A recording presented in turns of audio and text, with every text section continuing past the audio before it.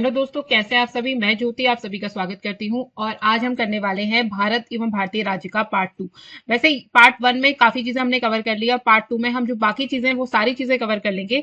और मुझे ऐसा लगता नहीं है कि इससे ज्यादा आपके एग्जाम से पूछा जाएगा, इतना ही वो पूछेगा। वैसे तो ये अगर हम देखें तो ये जो टॉपिक उन्होंने सिर्फ दे दिया है ये बिल्कुल ही ओपन एंडेड टॉपिक है, यानी इसका काफी कुछ पूछा जा सकता है। इसका हम कुछ बोल नहीं सकते कि कितना आने वाला है, लेकिन फिर भी जो बेसिक जानकारी है वो मैंने सारी आपको दे दी है। कुछ हमने पार्ट 1 में कवर कर ली, कुछ हम ये पार्ट 2 में कवर करेंगे और उसके बाद भी जो छोटी मोटी अगर कुछ रह जाएगा तो वो हम फिर एक लास्ट पार्ट, फाइनल पार्ट निकाल लेंगे, उसमें कंप्लीट करेंगे, ठीक है।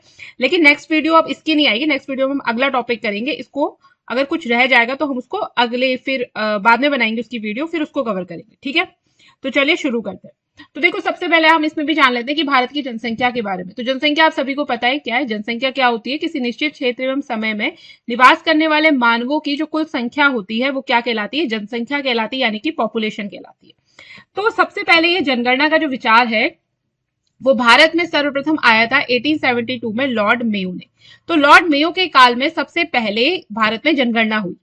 फिर क्या हुआ? 1821 ईस्वी में लॉर्ड रिपन ने दशकीय जनगणना प्रारंभ करी। दशकीय जनगणना का मतलब है कि हर 10 साल में जनगणना की जाएगी कि जनसंख्या कितनी हो गई है। फिर 1911 से 1921 के मध्य जो जनसंख्या वृद्धि है उसकी दर जो रही वो बहुत न्यूनतम रही। इसीलिए इस जो वर्ष है, इस दशक को हम क्या कहते हैं? महाविभाजक वर्ष कहते हैं। अभी तक आपकी जो जनगणना हुई है, फ्रेश जनगणना जो हुई है 2011 की है। 2011 की जनगणना हुई थी, ये स्वतंत्र भारत की 7वीं जनगणना भी है। वैसे जो जनगणना है वो होनी थी आपकी 2021 में, लेकिन आपको पता है ये कोविड आ गया था तो उस समय जनगणना हो नहीं पाई। अब जो जनगणना होगी वो होगी 2024 में। इलेक्शंस हो जाएंगे, उसके बाद ये जनगणना का कार्य पुनः प्रारंभ होगा और फिर आपके नए डाटा आएंगे। तब तक के लिए जो 2011 का डाटा है हम उसी के अकॉर्डिंग पढ़ेंगे और वही आपके एग्जाम से पूछा भी जाएगा, ठीक है। तो चलिए, 2011 की जनगणना के अनुसार भारत की कुल जनसंख्या कितनी है? लगभग 121.9 करोड़, ठीक है। इसमें मेल कितने हैं? 51.47% आपके पुरुष हैं और फीमेल्स यानी कि महिलाएं हैं आपकी 48.53 करोड़। सबसे ज्यादा जनसंख्या किस राज्य की है? उत्तर प्रदेश की। और अगर केंद्र शासित प्रदेश की बात करें तो दिल्ली की। सबसे कम जनसंख्या है आपकी सिक्किम की और सबसे कम जनसंख्या आपकी केंद्र शासित प्रदेश में है लक्षद्वीप की। सर्वाधिक दशकीय वृद्धि वाला जो राज्य है वो है आपका मेघालय। यहाँ जो वृद्धि दर रही वो थी 27.9%। और दादरा एवं नागर हवेली केंद्र शासित प्रदेश में सबसे ज्यादा यहाँ दशकीय वृद्धि हुई 55.9%, ठीक है। तो ये आंकड़े आपको याद रखने हैं। आगे फिर सबसे ज्यादा जनसंख्या घनत्व, ठीक है। जनसंख्या घनत्व यानी कि जो प्रति वर्ग किलोमीटर है उसमें कितने व्यक्ति रहते हैं वो क्या कहलाता है? जनसंख्या घनत्व कहलाता है। तो सबसे ज्यादा जनसंख्या घनत्व है बिहार का, ठीक है। कितना है? 1106 व्यक्ति पर वर्ग किलोमीटर। और केंद्र शासित प्रदेश की बात करें तो किसका है? दिल्ली का है। कितना है? 11,320 व्यक्ति प्रति वर्ग किलोमीटर। बहुत क्राउडेड है आपकी दिल्ली, ठीक है। फिर है आपका सबसे कम जनसंख्या घनत्व अरुणाचल प्रदेश का, जहां 17 व्यक्ति पर वर्ग किलोमीटर रहते हैं। अंडमान निकोबार का है केंद्र शासित प्रदेशों में 46 व्यक्ति पर वर्ग किलोमीटर, ठीक है। फिर भारत के लिंगानुपात की बात कर ले तो जो भारत का लिंगानुपात है वो है आपका 943। देखो, लिंगानुपात में हम ये देखते हैं कि 1000 लड़कों में कितनी लड़कियां हैं या 1000 पुरुषों में कितनी महिलाएं हैं, देखते हैं, ठीक है। तो 1000 पुरुषों में कितनी महिलाएं हैं पूरे भारत में?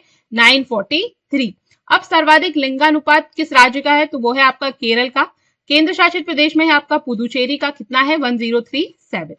सबसे कम लिंगानुपात किस राज्य में? आपका हरियाणा में है 877, नंबर भी याद रखेगा।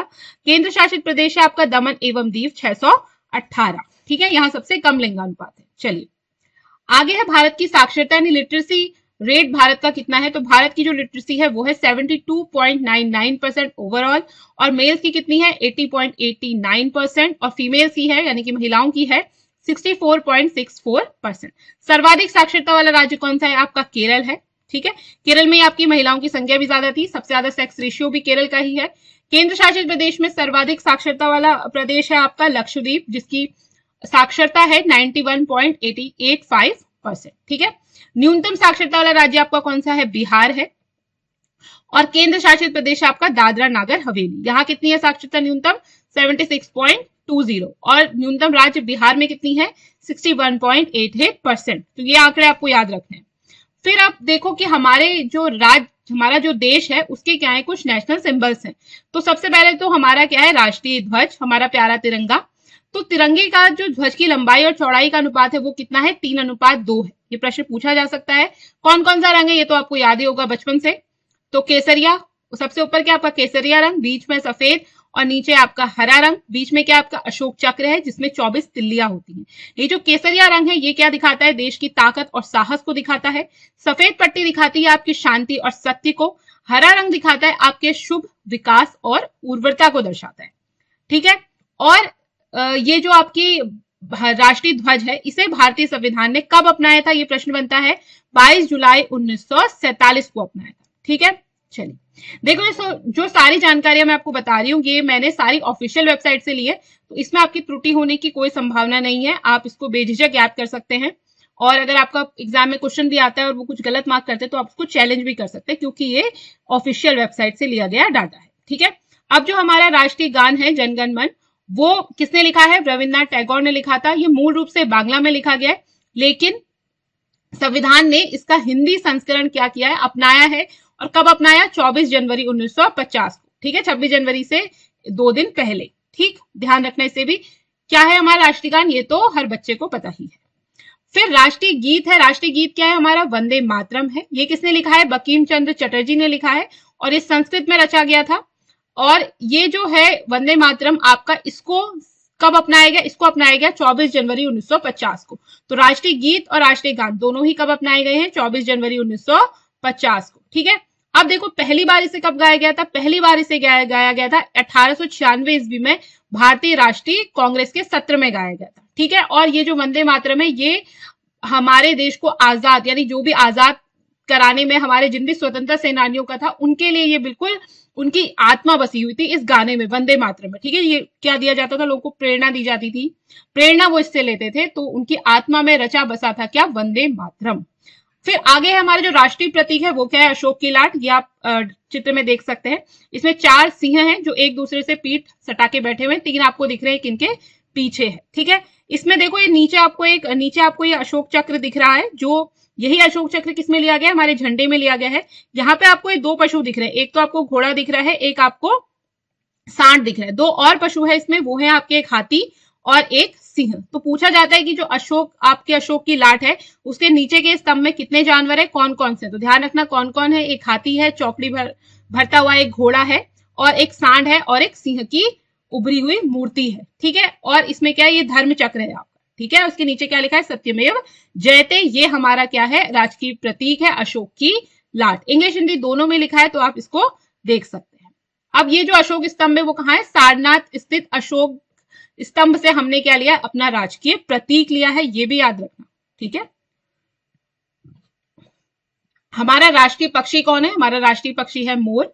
ये जो मोर है इसका साइंटिफिक नेम पूछा जाता है, तो पावो क्रिस्टीसियस इसका क्या है, साइंटिफिक नेम है। आप ये भी याद रखेंगे। चलिए अगला है आपका राष्ट्रीय बाघ कौन सा है, तो राष्ट्रीय बाघ है आपका तेंदुआ। तेंदुआ का जो साइंटिफिक नेम है वो क्या है, टाइग्रिस है। ये कैसा जानवर है, आपको दिख ही रहा होगा, धारीदार जानवर है। और अप्रैल 1973 में प्रोजेक्ट टाइगर की शुरुआत की गई थी, ताकि जो बाघों की जनसंख्या है वो घट रही है उसको बढ़ाया जा सके। ठीक है। चलिए फिर राष्ट्रीय पंचांग, जो हमारा नेशनल कैलेंडर है वो किस संवत पर आधारित है, ये प्रश्न बहुत बार पूछा जाता है, तो ध्यान रखिएगा शक संवत पर आधारित है। चैत क्या होता है, इसका प्रथम माह होता है, और ये जो चैत है वो आपका अधिकतर 22 मार्च को होता है, और जो लीप वर्ष है वो आपका कब होता है, 21 मार्च को। अगर लीप वर्ष है तो उसमें आपका जो चैत का पहला महीना होगा वो 21 मार्च को होगा, और अगर आपका नॉर्मल ईयर है तो वो तो आपका कब होगा, 22 मार्च को होगा। ठीक है। अब देखो ये जो आपका राष्ट्रीय पंचांग है वो किन किन सरकारी कार्यों के लिए अपनाया गया है, तो गजट ऑफ इंडिया, भारत का राजपत्र, आकाशवाणी द्वारा समाचार प्रसारण के लिए, भारत सरकार द्वारा जारी जो कैलेंडर किया जाता है उसके लिए, और जनता को संबोधित करने के लिए सरकारी सूचनाएं। ठीक है। और जो हम नॉर्मल कैलेंडर जनवरी फरवरी वाला देखते हैं ना, वो ग्रेगोरियन कैलेंडर है। ठीक है। तो ये चीज ध्यान रखना। चलिए अगला है जो मुद्रा चिन्ह है हमारा मुद्रा चिन्ह कैसा है, रुपए का निशान है, ऐसे करके रॉ है, 2 ऊपर से ऐसे डंडे हैं, इस प्रकार का आपने मुद्रा का चिन्ह देखा होगा। तो ये जो आपका हमारा जो ये रुपए का साइन है वो अपनाया गया 15 जुलाई 2010 को स्वीकार किया गया। ठीक है। और भारतीय जो प्रौद्योगिकी संस्थान मुंबई के पोस्ट ग्रेजुएट डिजाइनर हैं श्री डी उदय कुमार, इन्होंने ये डिजाइन बनाया था। और जब गवर्नमेंट ये लॉन्च करने वाली थी, अपना मुद्रा करेंसी सिंबल लॉन्च करने वाली थी, तो उन्होंने खुली प्रतियोगिता आयोजित करी थी। उसमें हजारों डिजाइन लोगों ने अपने भेजे थे, जिसमें से ये डिजाइन चुना गया था। किनका डिजाइन चुना गया? श्री डी उदय कुमार जी का। और इस चिन्ह को कब स्वीकार किया गया? 15 जुलाई 2010 को स्वीकार किया। ठीक है, अब देखो हमारे भारत के राष्ट्रपति जी के बारे में बात कर लेते हैं। तो हमारे भारत की राष्ट्रपति कौन है? श्रीमती द्रौपदी मुर्मू। ये पहली आपकी आदिवासी या जनजातीय महिला राष्ट्रपति हैं, और राष्ट्रपति भी पहली यही है। ठीक है, अगर आपसे पूछा जाए आदिवासी या जनजातीय राष्ट्रपति कौन है पहले, तो कौन है? द्रौपदी मुर्मू। और ये आपकी दूसरी महिला राष्ट्रपति हैं। पहली कौन थी? प्रतिभा देवी सिंह पाटिल। और ये भारत की 15वीं राष्ट्रपति है। ठीक है, ये 25 जुलाई 2022 से इन्होंने अपना कार्यभार संभाला। भारत के उपराष्ट्रपति कौन है? श्री जगदीप धनखड़ जी। ठीक है, फिर उसके बाद है chief of defence staff, CDS की एक नई पोस्ट आई है। तो ये जो सीडीएस की पोस्ट है, ये आपकी क्या करती है? जो तीनों आपकी सेनाएं हैं, जल सेना, वायुसेना और थल सेना, उनके बीच, उन तीनों के बीच सामंजस्य स्थापित करती है। ठीक है, तो सीडीएस, अभी हमारे सीडीएस कौन है? जनरल अनिल चौहान। जो पहले सीडीएस थे वो कौन थे? आपके विपिन रावत जी। ठीक है, अभी जो आपके चीफ ऑफ आर्मी स्टाफ है वो कौन है? जनरल मनोज पांडे जी। फिर आपके एयर चीफ मार्शल कौन है? V R Chaudhary. और नौसेना प्रमुख कौन है? आपके एडमिरल आर हरि कुमार। ठीक है, तो इनके नाम आप याद रखिएगा।